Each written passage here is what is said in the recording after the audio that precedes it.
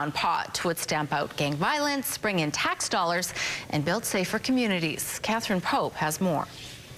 What do Philip Owen, Sam Sullivan, Mike Harcourt, and Larry Campbell have in common? Aside from being former mayors of Vancouver, they have all come out in favor of legalizing marijuana.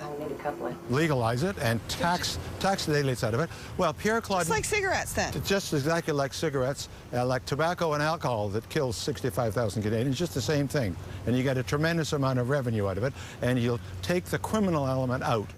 The mayors have written an open letter to BC MPs, MLAs, mayors, and councillors. They say marijuana prohibition is a failed policy which has fueled gang-related crime. A Fraser Institute report estimated that BC's illegal cannabis trade may be worth up to $7 billion annually.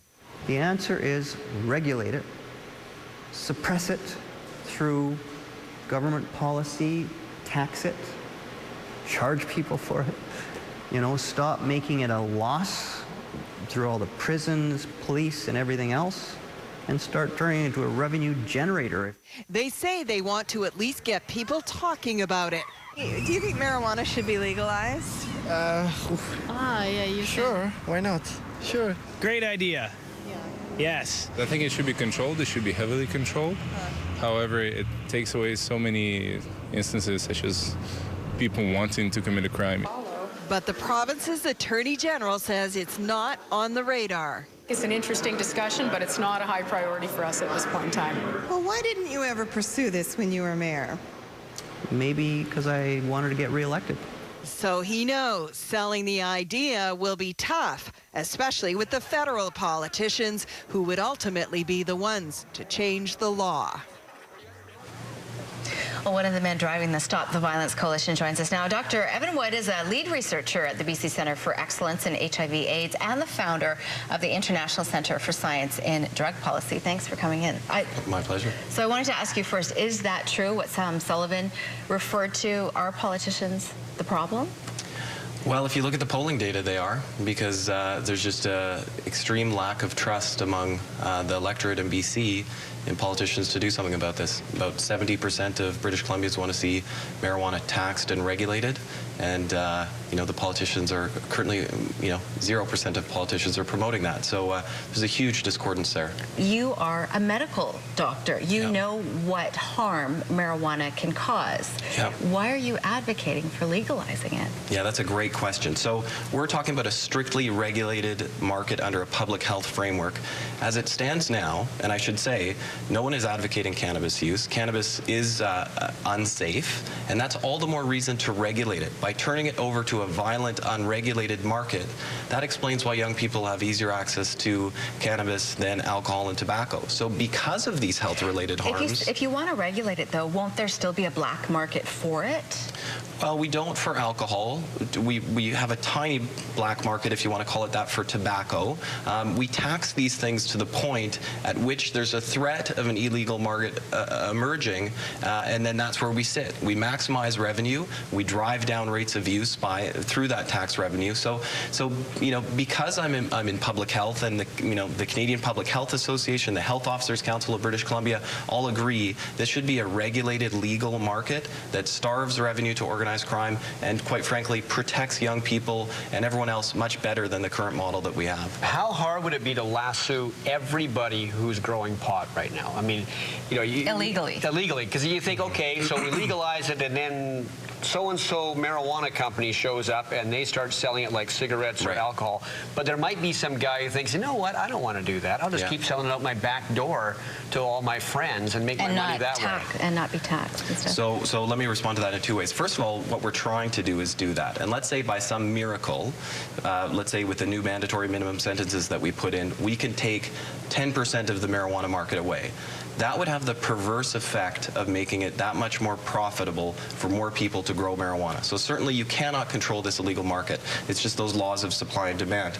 In terms of a legally regulated market and someone else coming along and growing marijuana, well, we don't see people making cigarettes. We don't see them making alcohol to a large degree. People could be free to do that, but we could have education campaigns around that. People can start growing pot plants in their house, for example.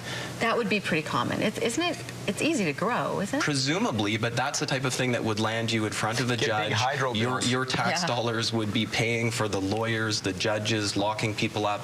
We're having an omnibus crime bill that proposes a mandatory minimum sentences for 5 marijuana plants. You know, that's your tax dollars at work. If someone under a new regime that was regulated and generated tax revenue chose to grow one plant, I mean, the libertarian in me wants to say, if they're not hurting anyone else, I'd rather see the police chasing rapists and murderers and actually enforcing laws that can protect community health and safety rather than laws which have created a boon for organized crime and actually worsened community health and safety.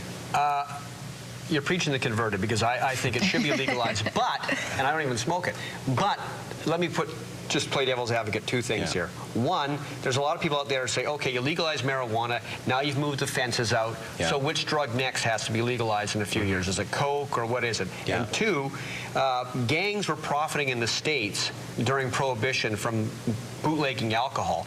When alcohol was legal, they found other things to make money at, and they didn't go away.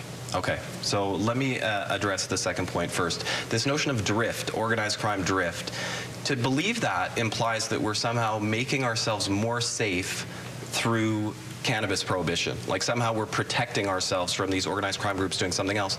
If we take this cash cow away from them, they'll moderate their behavior like all humans do. They'll be forced to go to something that is less profitable and less easy to evade police. So that's exactly what we want them to do. Alcohol prohibition in the States ended. A huge, violent, illegal market went away. A huge opportunity to raise tax revenue emerged. Now, I'll say one thing about alcohol prohibition. In this province, we don't do a great job in terms of employing the regulatory tools that could be used to reduce health-related harm. Alcohol is not a safe drug. Liver disease, heart disease, high blood pressure, heart attack, stroke. I mean, the list goes on. It's very addictive. It's much more dangerous than cannabis. Violence associated with alcohol use, the drinking and driving and everything else. But we've allowed alcohol outlet density to expand. We've extended operating hours. So this is the conversation around the public health tools that could be employed for cannabis to actually reduce people's rates of use. Right now, organized crime's motive is profit. It's impossible to try and prevent people using it. And the gateway drug idea? It's been scientifically proven to be totally false. Alcohol and tobacco are the strongest things that predict subsequent going on to other drugs. This idea about marijuana is just absurd. Dr. Wood, thank you so much. Thanks so much for your interest. Thanks for coming. Okay. Very interesting. We'll be right back. Thank you. Thanks.